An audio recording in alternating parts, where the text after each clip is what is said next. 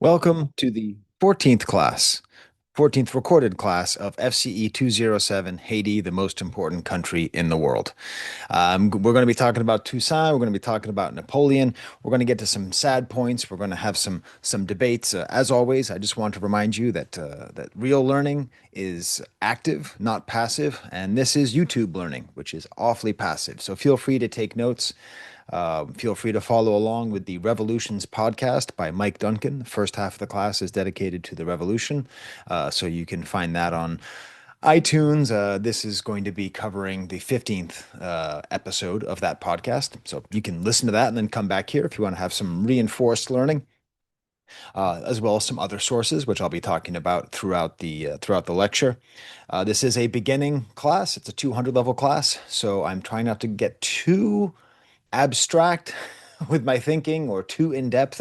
So we'll see. If you are a Haitian expert, an expert on Haiti, or somebody from Haiti, feel free to tell me in the comments things I get wrong, things I don't understand. I spoke a little bit flippantly about Dessalines a couple of classes ago, and people let me know that it was maybe not as respectful as I could be to the memory of somebody who is held in great esteem by many, many millions of people. So I will try not to make that mistake. Although we will be talking about Dessalines again, so we'll see how I do. So let's get to my slides for the day. All right.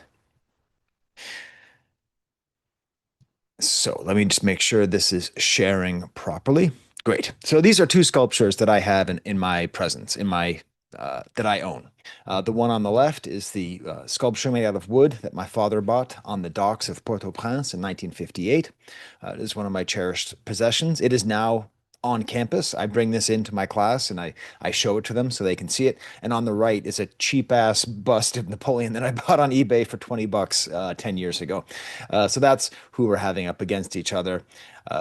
Students and friends, I am Professor Sky. My name is perhaps known to you. I've undertaken to teach about Haiti. I want curiosity and a thirst for complex understanding to reign in this class. I am working to help that happen. Unite yourselves, students, and learn with me for the same cause.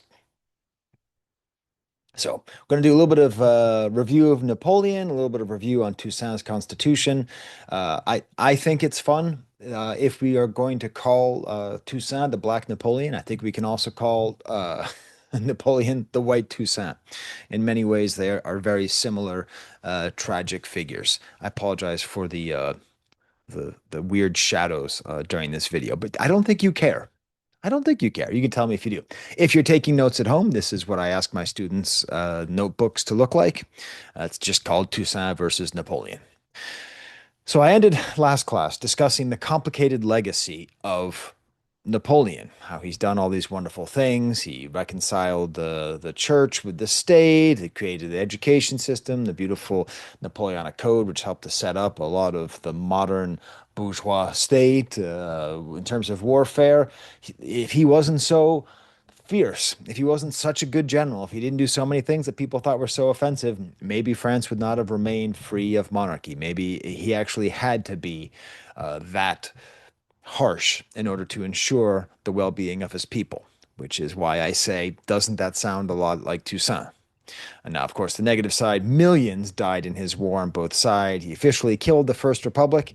He was supposed to save democracy, not kill it. And he had a real thirst to instill and install a kind of personal empire all over the world, which there's no real excuse for. And of course, slavery. Now, that's something we're going to be discussing in better detail in the next class.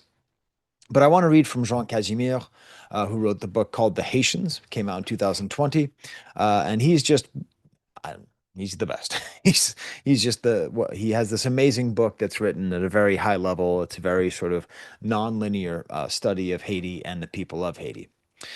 This explains the policy of Napoleon Bonaparte, who, as he was about to impose himself on much of Europe, decided to end all prevarication, which means like lies, with Saint-Domingue by abrogating the decree of the abolition of slavery, which means he overturned the abolition of slavery, which means he tried to reinstate slavery. decreeing the deportation of all property-owning citizens who were not white, and ordering extermination of the newly freed so that the island could be repopulated. In the wake of the general insurrection, the reestablishment and success of the plantation economy demanded the renewal of the labor force, either by sword, by forcing assent through torture, or by preventing access to land. We're going to be seeing a lot of perhaps, I don't like the way this looks. I'm one second, I gotta pause the recording here like I'm in a film noir movie. This is just one of the themes that I'm going to come back to over and over and over again, mostly inspired by the work of Jean Casimir, which is to say that the question of how can you rule Haiti without having a plantation economy is going to keep coming back and forth. And how do you enforce a plantation economy? Is it by draconian labor laws like Rigaud in the South came up with and like Toussaint in the North came up with? Or is it the way that the French did it right there after the Treaty of Ryswick with the imposition of slavery? How does the sugar flow? And should the sugar flow? Okay, let's go back to the PowerPoint. So, what was he thinking at this point? What is he thinking? 1801, he gets the information that Toussaint just made a constitution without even consulting him. Oh my God, how could you possibly do that? He decided to invade Saint-Domingue, decided to invade the country called Haiti. Now, why did he do this? One of the big reasons was Toussaint's constitution, which can be seen as a declaration of independence. It was not the first article. The first couple articles are all like, we are a part of France. We are a part of France. But if you're a part of France, then you don't make your own constitution without asking France. Toussaint was trying to have it both ways. He was trying to say, me? I'm not, who am I? Really? I didn't do any of this. And I pointed out, this is a slide that I showed my students on Wednesday. I'm going to show them again on Friday, just how similar they are, just how the circumstances of their birth are roughly similar, the way that they became French through whims of history, how they both rose to power through a revolution, how they are both heroes to the masses and to their soldiers, how they both disappointed so many people who loved them by their tyranny, how they both died in exile. But perhaps the most interesting way is that they both conquered for France without asking. Okay. Napoleon, before he was emperor, before he was first consul, was an amazing general who would just go on and make military action, and he would tell them back in Paris that he did it. And they hated it, but also he kept winning. So he kept doing things without asking, the same way that Toussaint took over Saint-Domingue, the rest of the island, without asking. He sent his nephew before he would kill said adopted nephew Moise. He sent him to conquer the rest of the island of Hispaniola. So like they conquer without asking in the name of the Republic, but also for personal glory. They want to rule for their people, but also for themselves. How is this not a movie? I don't know. How is there not a movie called Toussaint and Napoleon? I don't know. I don't listen. The idea that I do know, I do know, I do know. It's racism. I had the idea, and if you yeah, anyway, I'm not gonna tell you. I have a fun idea for how we could potentially turn the Haitian Revolution into a movie. So why did he invade Saint-Domingue? Why did Napoleon do it? Well, he was angered by Toussaint. Toussaint was too powerful. He did not ask for permission. He was too, for lack of a better word, Napoleon-y. Only one guy gets to be Napoleon-y, and it's me. There was at this point relative peace in Europe. Why? Because Napoleon beat most of Europe. He beat them back. He kept them away. That's why. Also, he had huge ambitions in America. He wanted to turn the whole Gulf of Mexico into the Gulf of France. Can you imagine some tyrannical leader trying to change the name of the Gulf of Mexico? Political. Yeah, so that's what he wanted. He wanted to take over everything. Also, he had a lot of big whites whispering in his ear. Now, this is what's interesting. In that book, in the podcast, it mentions whether or not his wife, who was a plantation owner, wanted him to take out Toussaint, or if she appreciated Toussaint because Toussaint would send her checks. I don't know. These are questions which I don't know the answer. Josephine's a very interesting character.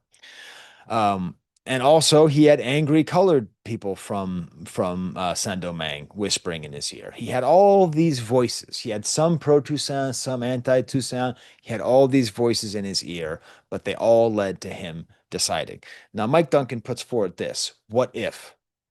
What if Toussaint and Napoleon teamed up? Mike Duncan points out that Napoleon even thought about that. But this is I'm just going to ask my students. What if they were friends? Okay. What if they decided?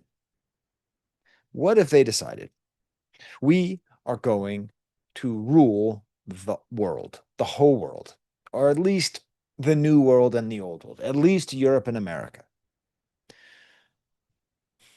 You're trying to tell me that if the hundreds of thousands of enslaved people in the Caribbean could not have all joined together to form into an army and head north, they couldn't have taken out the American army? They probably could have. If they had been connected, if they decided, okay, I will rule this side of the Atlantic and you will rule that side of the Atlantic and we will be together, there's a fair chance we'd be speaking French right now. I wouldn't have a job. I'd be an English teacher, not a French teacher, because everyone speaks French up here. But no, whether it's through racism or personal ambition or probably some combination of both, Napoleon saw him not as a potential ally of similar wit, of similar strength, of similar tenacity, of similar cunning. Instead, just saw him as a potential rival to take out. So I'm going to have fun asking my students. I'm going to see what they say about that. I do want to point out that in C.L.R. James's book, The Black Jacobins, one of the primary sources for this half of the class, he refers to the what is usually called the Leclerc expedition as the War of Independence. So this is worth pointing out. What is the difference between these two terms? If we just call this the Leclerc expedition, we are centering this event around the French general, Leclerc. We'll get to him in a second. But if we call it the War of Independence, then we're centering it on the actions of the people of Saint-Domingue because it is sort of a war of independence. I don't think that Toussaint would have declared war on the French, but by doing what he was doing, by acting unilaterally, by cutting out Napoleon from decisions, he knew that he was forcing their hand. And so maybe this was their actual big act of independence. See my previous two classes where I talk about the fact that the more power a group has, the more they want freedom from larger powers. And this was the height of Toussaint's power. This is where he was the most unchecked. He was, let's not forget, governor for life. Napoleon made himself first consul for life and then emperor for life. I'm telling you, these guys, very similar. So Napoleon needs someone to lead this.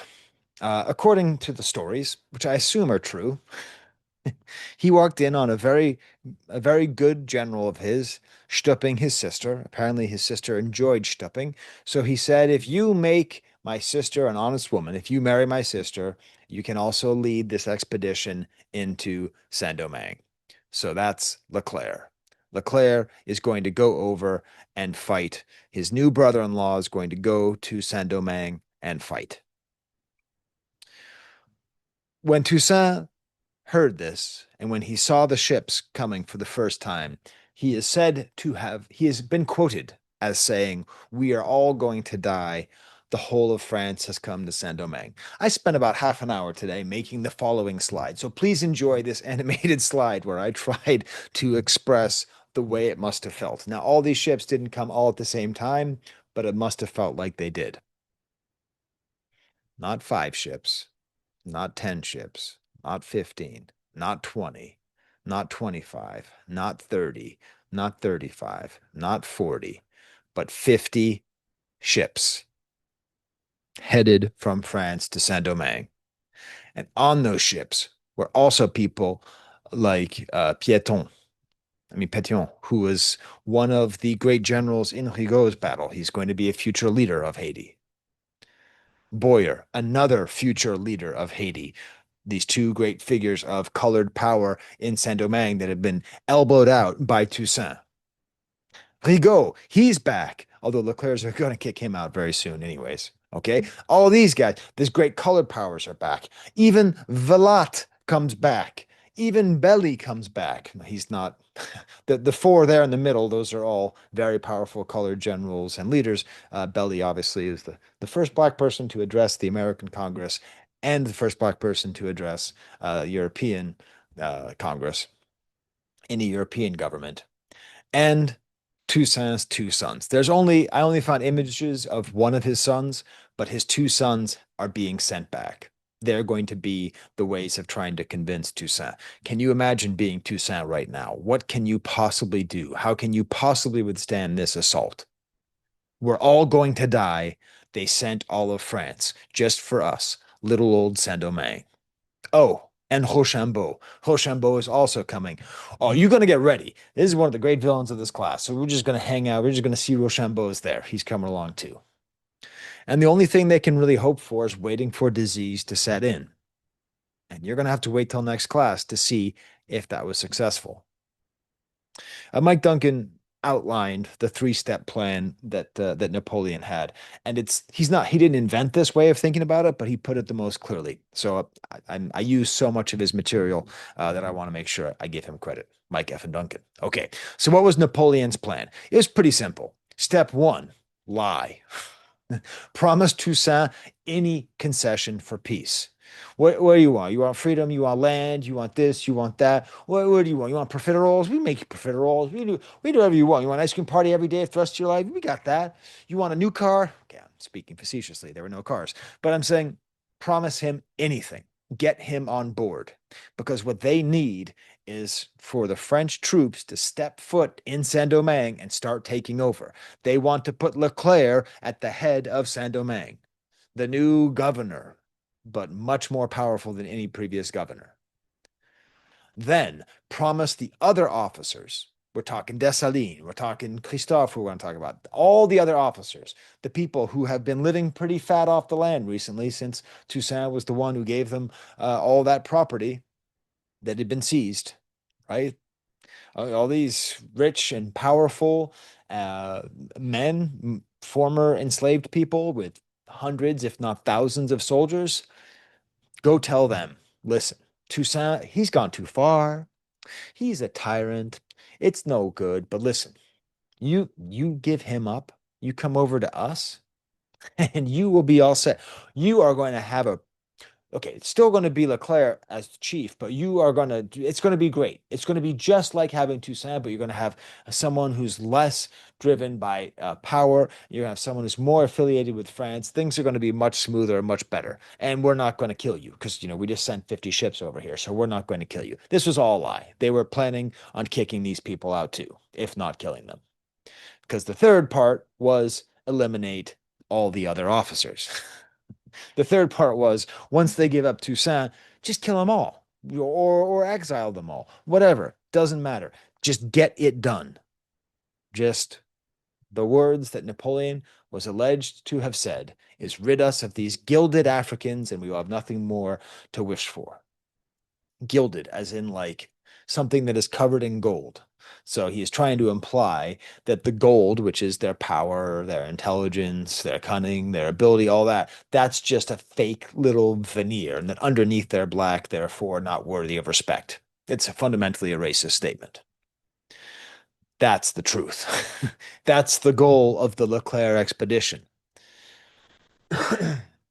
So, of course, it's also a war of independence. I don't know about this slide. I thought it would make some of my students look up. But there's going to be a new general, a new person making an appearance, one of the most important people in this class. It's going to be Henri Christophe, sometimes just called Christophe in historical lessons. He's been around, but he's really worth pointing out because he's going to factor in many different classes. Born in the Caribbean, born enslaved. He worked in a hotel, La Couronne, in the Cap Français. So he had one of the nicest possible jobs you could possibly have as an enslaved person, working in a nice fancy hotel that gives you access to lots of people, that gives you access to power, that gives you access to money. You're not getting beaten. You're not free, but you're also not in the fields getting stung by goddamn sugarcane all day. He's going to be able to buy his own freedom and then work at the same restaurant where he was a slave. And his future is huge. And he almost let Leclerc in. So he was one of the chiefs of the North, and he almost let Leclerc just walk right in, just sail right in, but Toussaint stopped him. Eventually, Toussaint had a plan. What do we do? There are too many French sailors. There's just too many. We're overwhelmed. We're outnumbered. We're outgunned. We're outmanned. We need to use the mountains, the land. We need to be an insurgent army. We can't meet them on the battlefield like do do do do do do do do do do do do can hit and fire. Can they can we're not going to beat the French at that. We got to use guerrilla warfare. We got to use the woods. We got to use the mountains. So you remember how back in 1793, Le Cap burned down in a fire when that ghoulish fool of a general governor, Galbaud, tried to have essentially a white riot to take back over. Remember how the entire place burned down? Well, they just did it again. They just did it again. They set it on fire again. Henri Christophe started with his own mansion, and this is repeated over many different places throughout Saint-Domingue. Just leave them with nothing. Just burn it all out. Leave them confused, leave them without resources and not knowing where the enemy is or where they're going to pop up. Because again, if they wait till the rainy season, sickness is going to get the white French attackers, but they have to wait. So Napoleon had a good idea in sending along Toussaint's sons. He said, well, why don't we send your sons? Leclerc sends Toussaint's sons to talk, to work on some kind of freedom. But if you'll remember that beautiful image of uh, of uh, of Brutus waiting for his dead sons from a few classes ago, Toussaint has already said in a famous letter that he is more than comfortable with allowing his children to die for the sake of his people, for the sake of the land, to keep them free of slavery. As CLR James says, Toussaint could not contain his indignation as he understood his sons were being offered to him as the price of his surrender. So there were a lot of early defection and surrenders, and there's a lot of reasons for this. People were unhappy with Toussaint. He was not a universally loved figure at this point.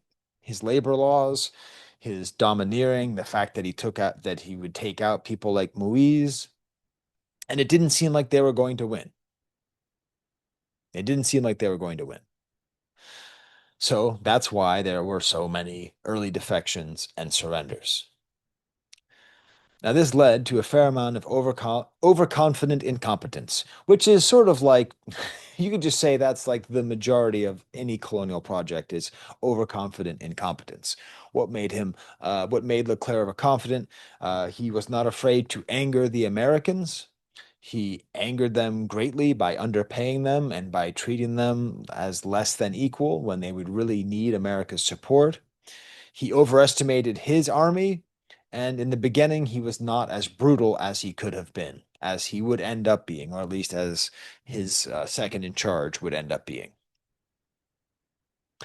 And there's a story about Crête-à-Pierrot, this location of a fort, where there was a siege on this position. And it is one of the defining moments of the War of Independence slash Leclerc expedition. So again, here's one of my beautifully animated slides. Dessalines is inside, hold up, protected with his army. The French attack and they lose, but they don't go away. The French attack again, this time with Pétion. Okay, so Pétion, he came over. Remember, he's been fighting against Toussaint for years. Remember, he did that whole battle in the beginning of the War of Knives.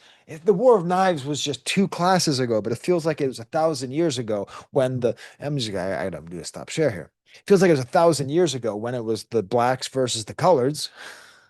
That's out the window. Now it's the coloreds fighting alongside the French to pacify, tame, and remove Toussaint and all of the black officers who had been fighting since 1791. Pétion's alongside them.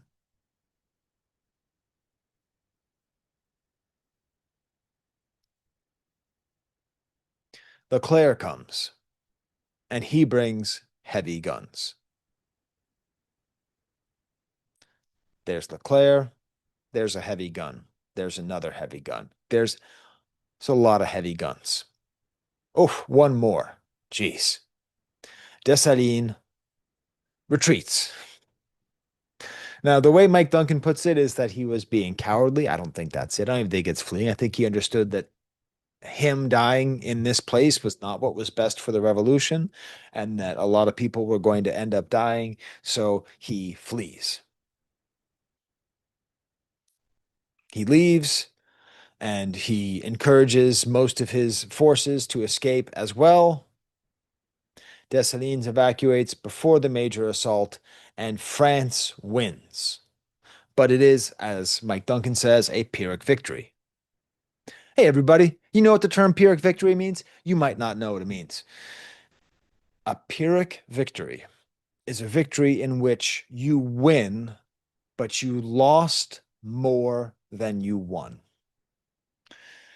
So let's pretend you have an argument with your wife and you win the argument, but she's so mad at you that she doesn't want to talk to you.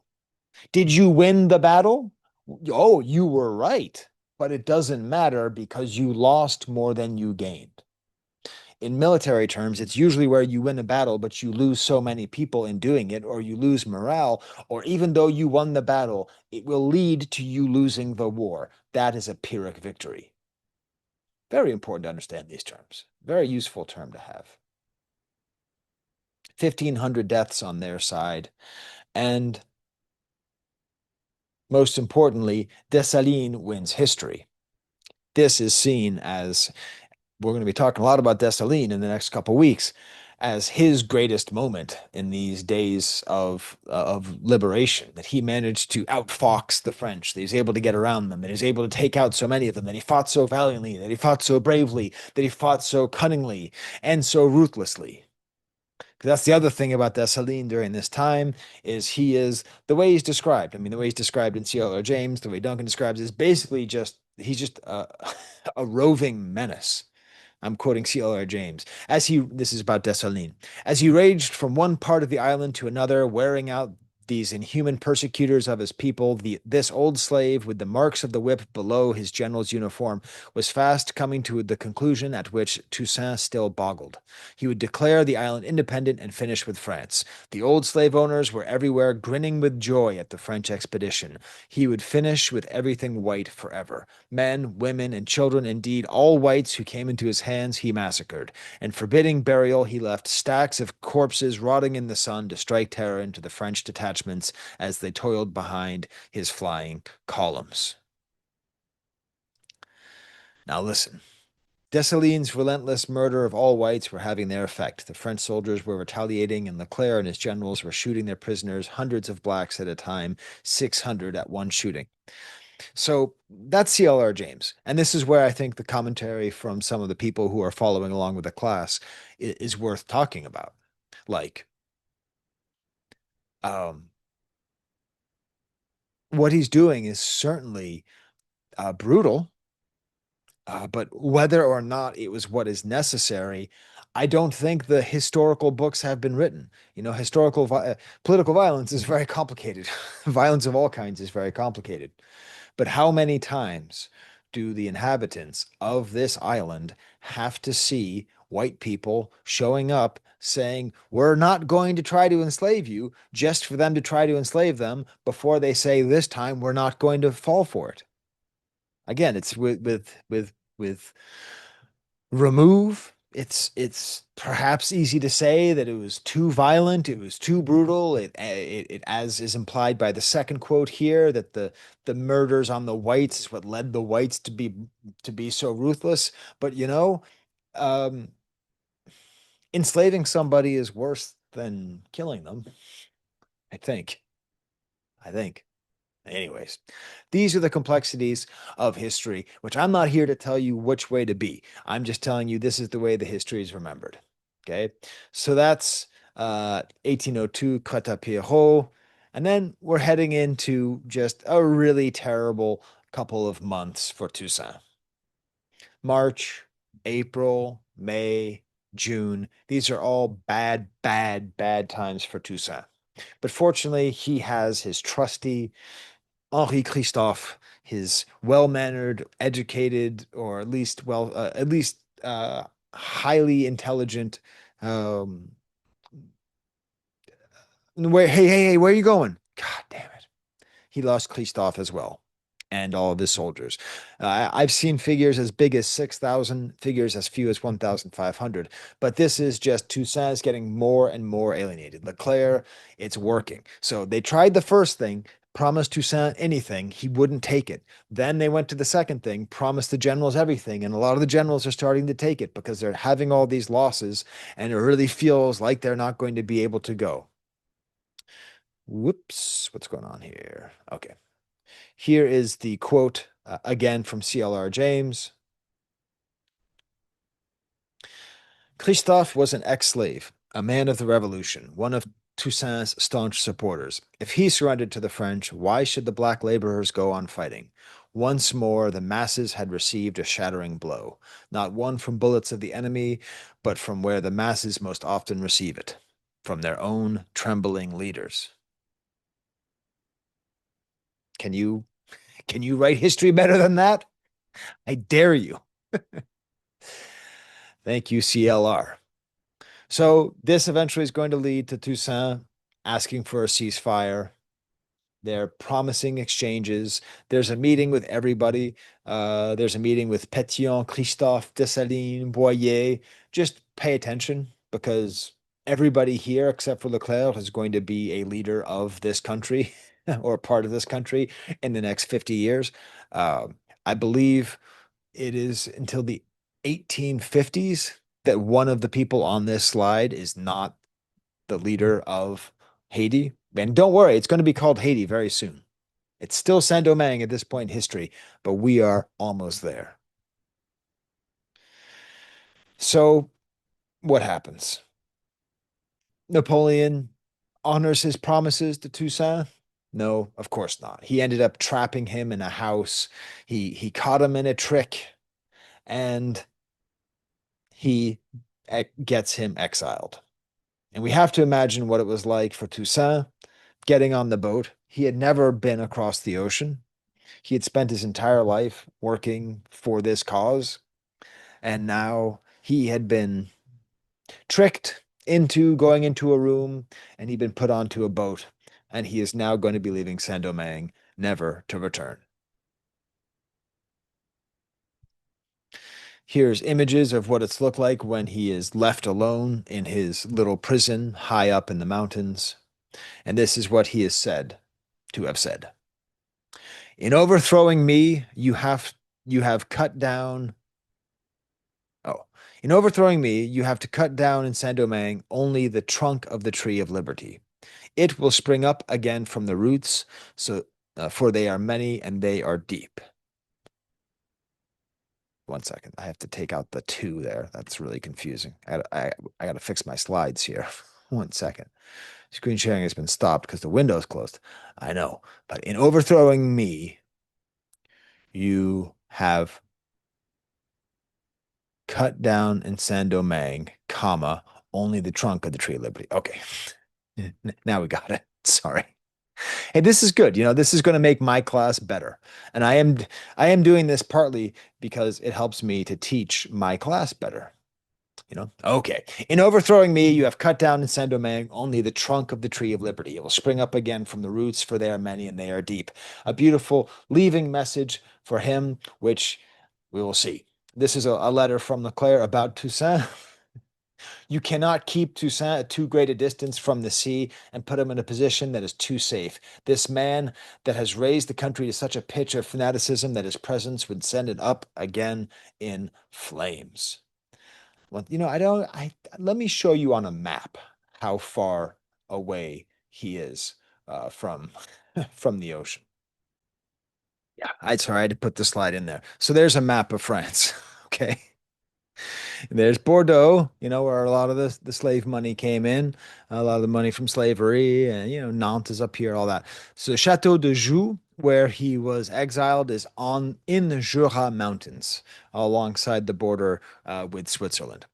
If you've ever eaten the cheese called Comté, that comes from that part of France. It's very good. If you've ever seen the movie Jurassic Park, the Jurassic era was named after the fact that they found a lot of bones in the Jura at this time. So that's how far he was. Because as Leclerc warned, you cannot keep Toussaint at too great a distance from the sea. Ironically, Napoleon would be exiled, and he would be exiled too close to France, and he would end up coming back and ruling for 100 days. Like this hadn't happened yet in French history, but if they didn't do such a good job of exiling Toussaint, certainly he would have returned and taken back over. Who knows? And so on April 7th, 1803, Toussaint dies. And it is at this point in my class where I am going to ask them to do something that I do a lot in this class.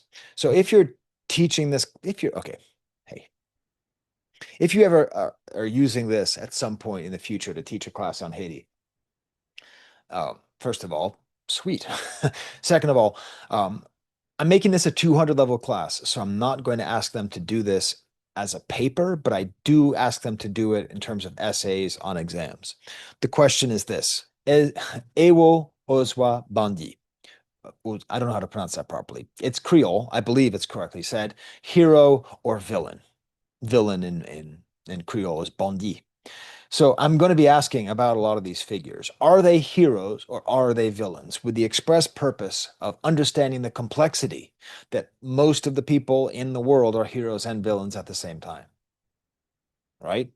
Like I can be a great figure of if you write a historical document on this video, how great it is that some guy who was born with a lot of privilege is teaching and spreading free knowledge to people all throughout the world by making a YouTube video about a country that most people overlook. But I'm recording it on a cell phone that's probably made with cobalt that was probably mined by people who might not be actually slaves, but are virtually slaves. So like I'm not a hero. I'm a bandit. I'm pushing this video out on Google, on YouTube, which is owned by Google. And who knows what kind of evil things have been done and are being done in the name of Google, right? We are all heroes. We are all villains. So, but the bigger the hero, I would say, the bigger the villainy sometimes, right? So, I'm going to ask them to just have a debate, and I'm going to just cut them down left and right. I'm not going to tell them that I don't care what they actually think. I'm just going to ask them to just present the different sides of it. Um, so I would hope that you'd be able to do that by now. On the side of a hero, obviously, leading the slave revolt, how smart he was at changing sides at the right time, how hard he fought for his people, how well he chose his generals, how much he was willing to sacrifice even his family for his country, how he was able to remove his opponents often bloodlessly. What makes him a villain? The fact that he had owned slaves at some point in his life or had enslaved people at some point, that he was fighting for the plantation system, which went against the will of the people, that he became a tyrant. We kind of go back and forth with these things. It's really to go back to just to plug Jean Casimir, the world's best hair on face. Again, it's a one, two, three, just four white arcs. It's just awesome. This is early on in his book, talking about the unfortunate decision that might have seemed the only decision to make. Sorry, this is not a very good slide. Again, I'm still fixing my slides. I gotta bring that down a little bit. Okay, there we go. Good. So I'm going to read this. The glaring inequalities. So this is talking about Toussaint's decision to distribute land amongst his generals and to try to maintain the plantation system.